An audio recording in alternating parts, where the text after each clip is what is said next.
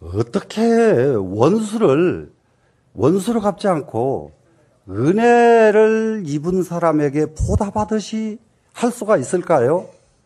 될까요, 그게? 힘들죠. 근데 이게 꼭 이루어져야 됩니다.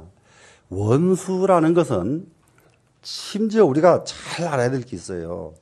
내가 길을 가다가 저기 길 나가서 가다가 돌뿌리에 부딪혀서 넘어지는 것도 내 업보예요. 우리한테 희로애락이라고 하는 이 결과물은 전부 내 업보대로 오는 겁니다. 업보대로 오는 거. 그런데 가장 괴로운 일이 나한테 왔단 말입니다.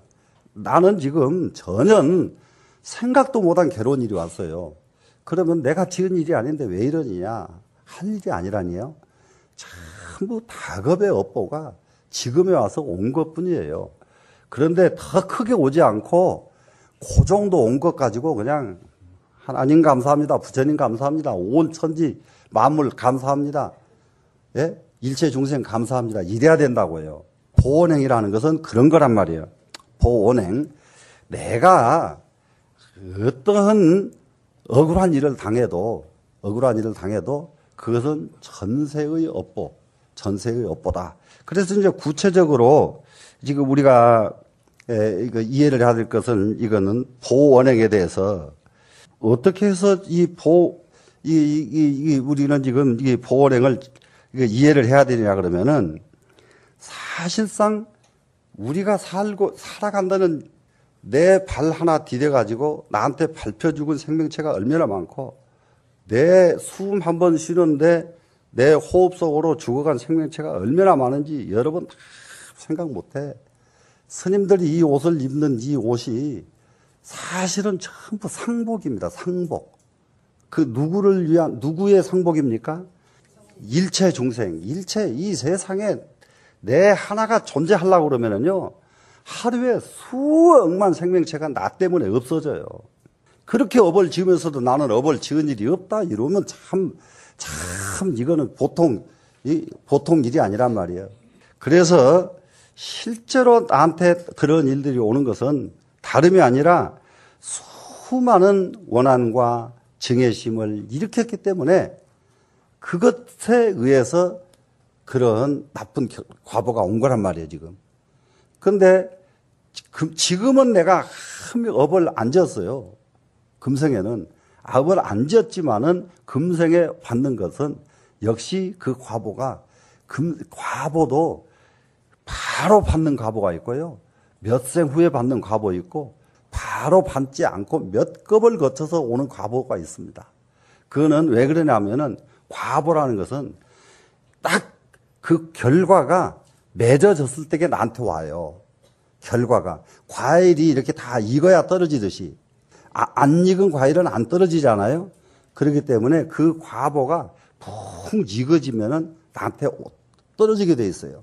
그러니 그런 일들이 왔거든 전부 이 과보에 의해서 내가 이런 것을 받았구나 이렇게 하고 나로 인해서 그 사람이 큰 원망을 짓도록 내가 그 사람을 미워할 만큼 행동을 그 상대를 했잖아요.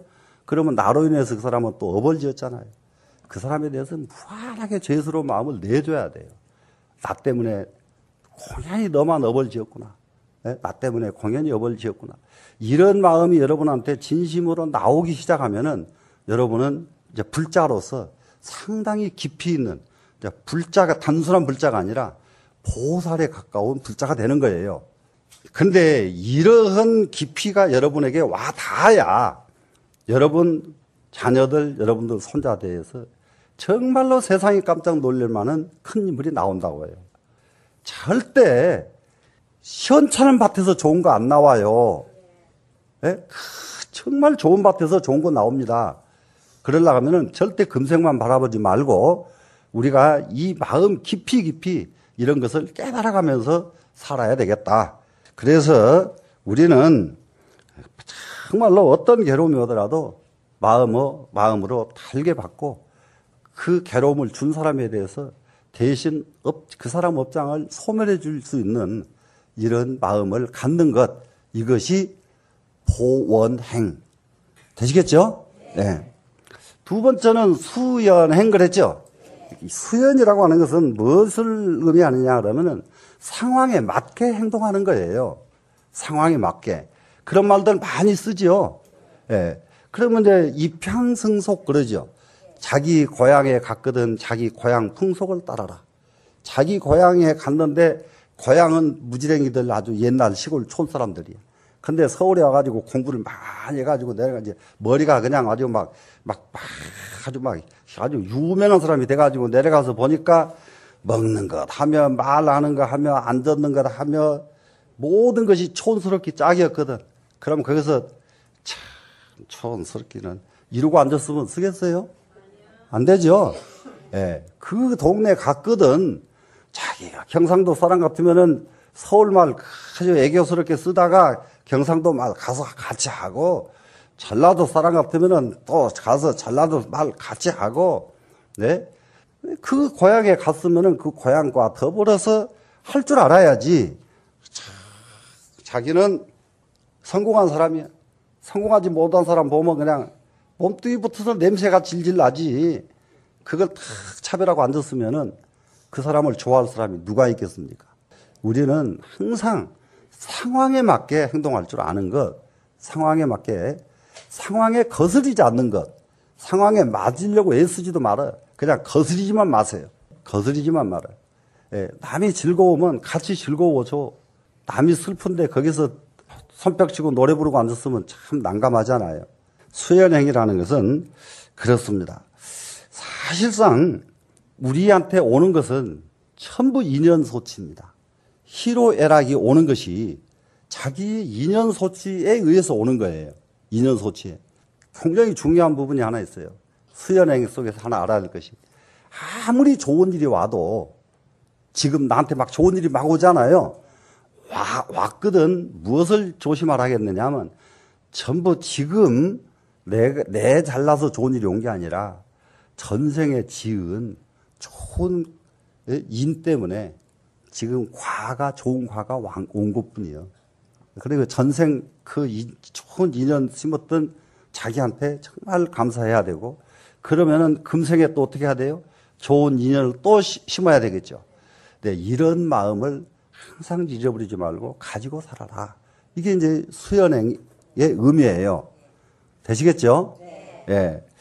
그러고 나면은 이제 이 수연행에서 가장 수연행을 잘하는 것이 어떻게 하면 가장 수연행을 잘하는 것이냐. 지금 달마대사 말씀이 다름이 아니라 정말로 우리가 흔히 아는 말로서 마음을 비운 사람만이 수연행이 이루어집니다. 자기 먹은 마음이 있는 사람은 수연행이 안 이루어져요.